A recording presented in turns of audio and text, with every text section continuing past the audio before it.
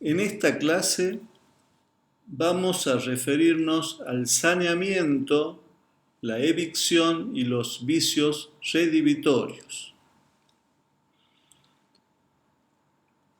Una vez que se ha cumplido la prestación que constituye el objeto de la obligación, en el ámbito de los contratos onerosos, el enajenante debe garantizar al adquirente la existencia y legitimidad del derecho que le ha transmitido. Y en caso de enajenación de una cosa, debe garantizar al adquirente que esa cosa no presenta defectos ocultos que la hacen impropia para su destino.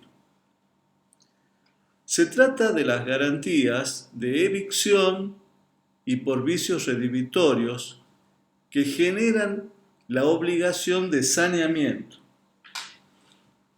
El artículo 1034 del Código Civil y Comercial establece que el obligado al saneamiento garantiza por evicción y por vicios ocultos, conforme a lo dispuesto en esta sección, sin perjuicio de las normas especiales.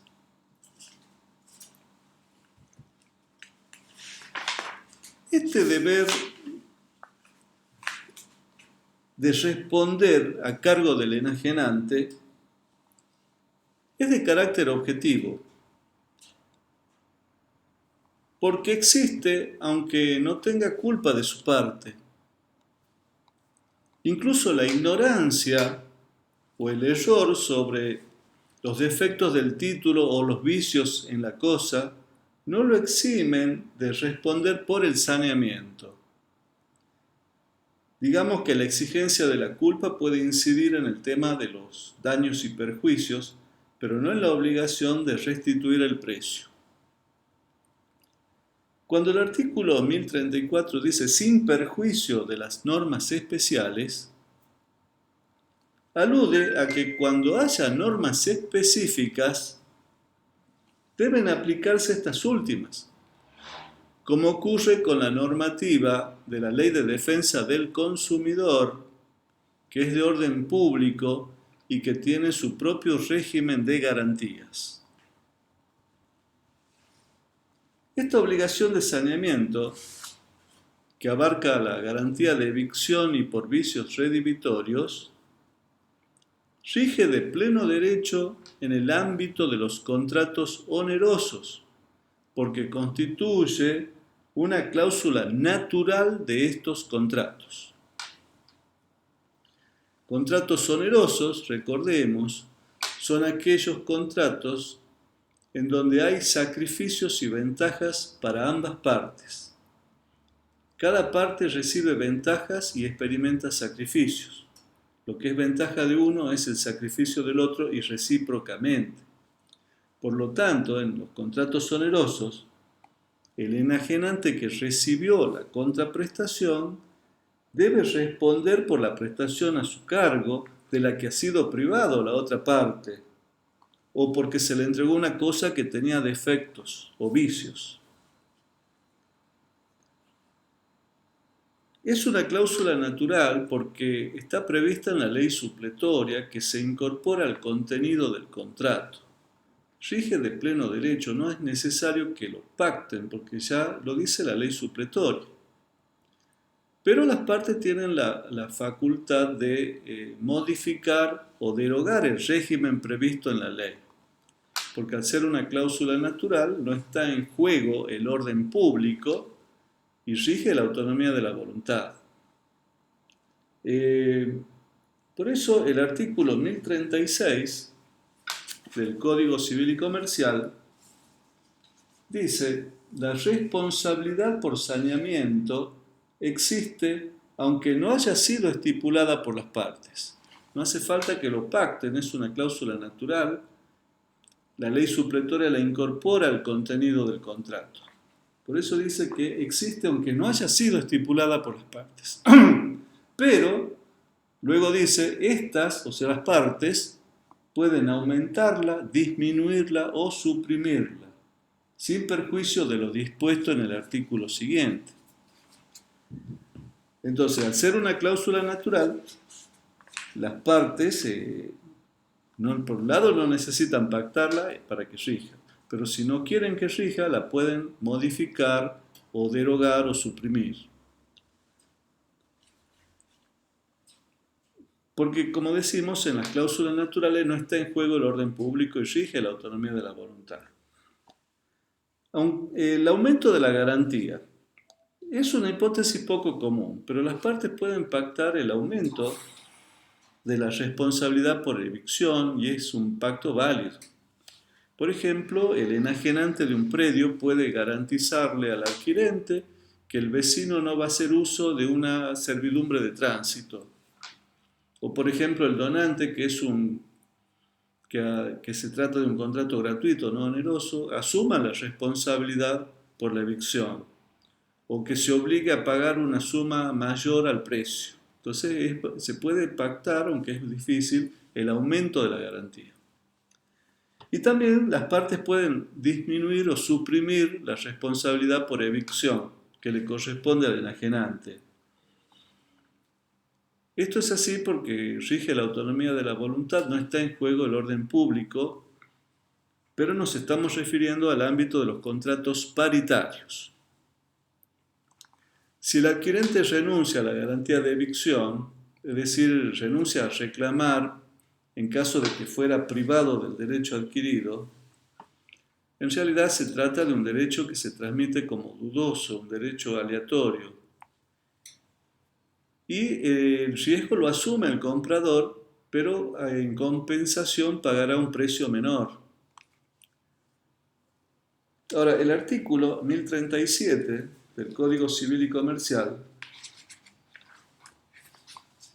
establece que las cláusulas de supresión o disminución de la responsabilidad por saneamiento son de interpretación restrictiva. O sea, está bien que en los contratos paritarios puede pactarse la limitación o la supresión de la garantía, pero son de interpretación restrictiva. Incluso la supresión de la garantía liberará de pagar daños y perjuicios, pero no de la obligación de devolver el precio. Para que el enajenante no responda por los daños ni tampoco por la devolución del precio, tiene que haberse pactado de manera expresa.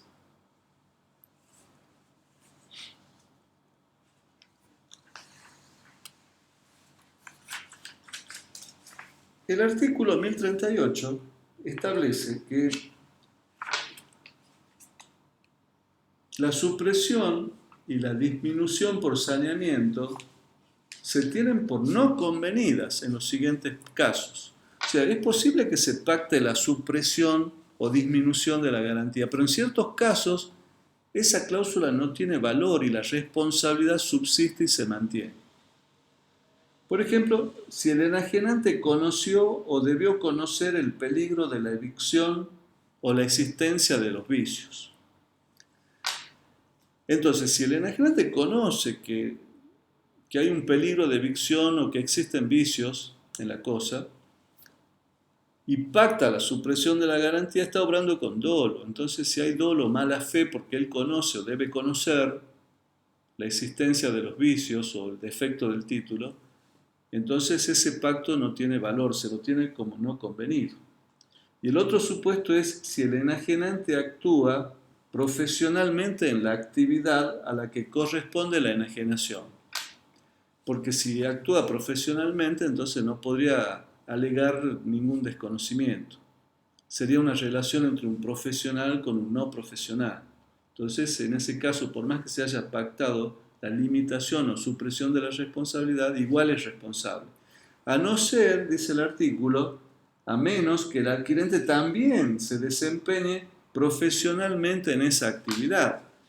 Porque en ese caso se da una relación ya entre profesional con profesional. Entonces, en ese caso sería válida la cláusula de supresión o limitación de la responsabilidad.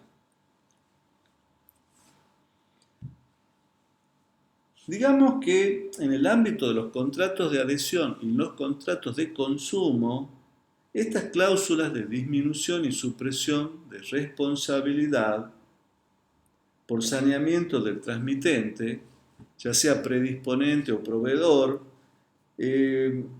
son cláusulas abusivas y deben tenérselas como no escritas, sea que hayan sido o no negociadas individualmente. O sea que este régimen de supresión o limitación puede funcionar en el ámbito de los contratos paritarios, pero no en los contratos de adhesión ni en los contratos de consumo, porque ya sería una cláusula abusiva, por más que haya sido negociada individualmente. Ahora, habíamos dicho que el ámbito de aplicación son los contratos onerosos. Por eso los sujetos obligados son aquellos que contratan a título oneroso. El artículo 1033 dice: están obligados al saneamiento el transmitente de bienes a título oneroso, quien ha dividido bienes con otros, y sus respectivos antecesores si han efectuado la correspondiente transferencia a título oneroso. Ahora, el artículo 1035 habla de los contratos gratuitos. ¿Qué pasa con los contratos gratuitos? Ahí ya no funciona la responsabilidad por saneamiento. El adquirente a título gratuito puede ejercer en su provecho las acciones de responsabilidad por saneamiento correspondiente a sus antecesores. Entonces, aunque no haya responsabilidad con respecto al enajenante gratuito, puede hacer valer sus derechos respecto a los enajenantes a título oneroso, que a su vez le hizo una enajenación a título gratuito.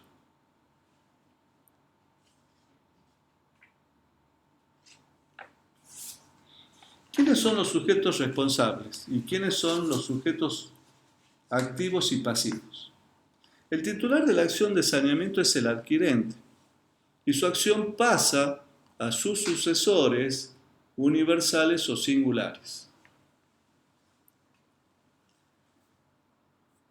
El responsable es el que transmite el derecho a título oneroso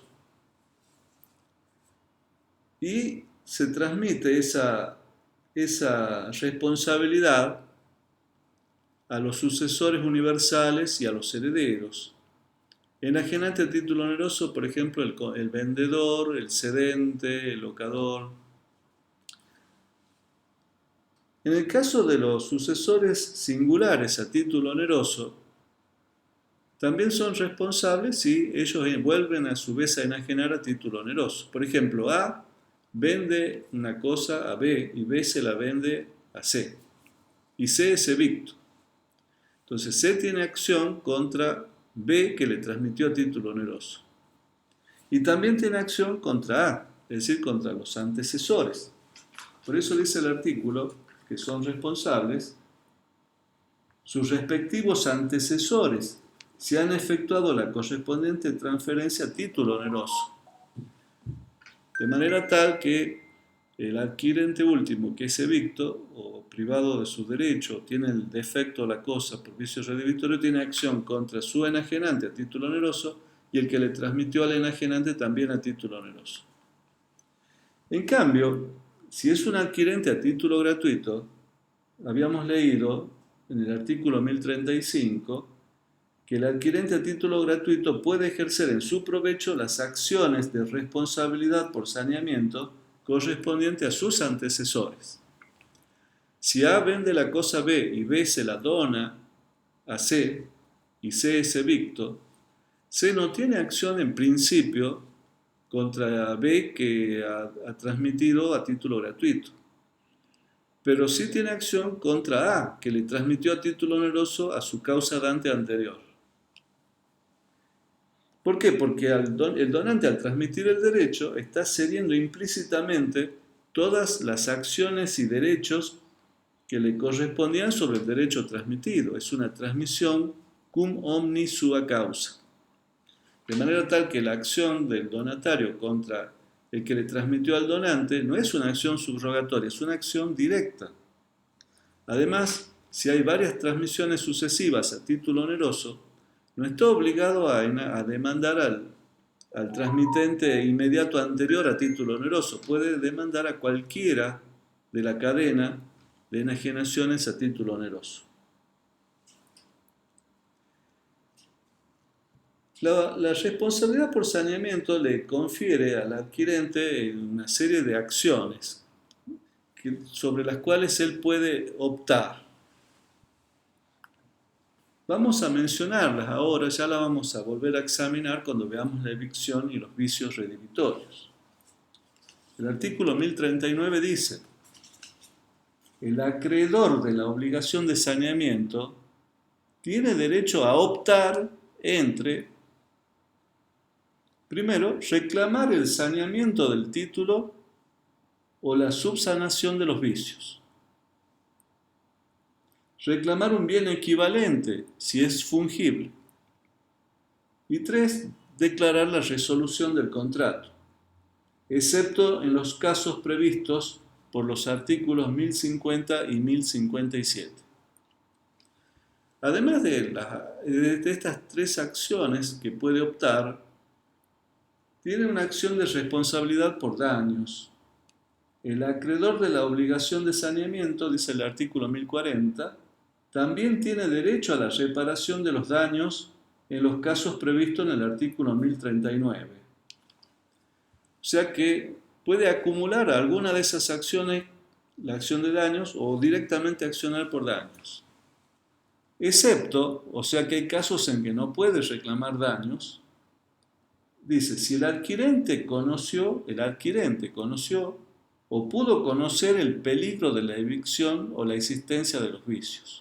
Si el adquirente conoció o pudo conocer el peligro de la evicción o la existencia de los vicios, entonces no tiene derecho a daños.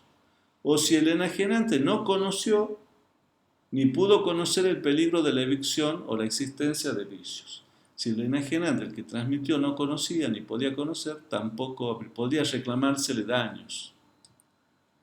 Si la transmisión fue hecha a riesgo del adquirente, cuando es a riesgo del adquirente, cuando es aleatorio, no puede reclamar daños. Dijimos que sí el precio, salvo que también renuncie expresamente a reclamar el precio. Y tampoco hay responsabilidad por daños cuando se trata de la adquisición si resulta de una subasta judicial o administrativa. O sea, si la cosa se adquiere en una subasta judicial o administrativa, no hay responsabilidad por daños. Luego dice, la exención de responsabilidad por daños, prevista en los incisos A y B, no puede invocarse por el enajenante que actúa profesionalmente en la actividad a la que corresponde la enajenación, a menos que el adquirente también se desempeñe profesionalmente en esa actividad. Entonces, dijimos que si el adquirente conoce o pudo conocer, o el enajenante no sabía ni podía conocer, no había responsabilidad por daño. Pero si el enajenante se desempeña profesionalmente en la actividad a la que corresponde la enajenación, entonces sí corresponde la indemnización de daños, a menos que el adquirente también se desempeñe profesionalmente en esa actividad. Entonces allí, si el adquirente también es profesional, no podría reclamar daños. Si conoció, pudo conocer los vicios o defectos del título, o si el enajenante no conoció ni pudo conocer. Esto en el ámbito de los contratos paritarios, porque en los contratos de consumo no importa que el consumidor sea o no profesional, igual tiene derecho a indemnización.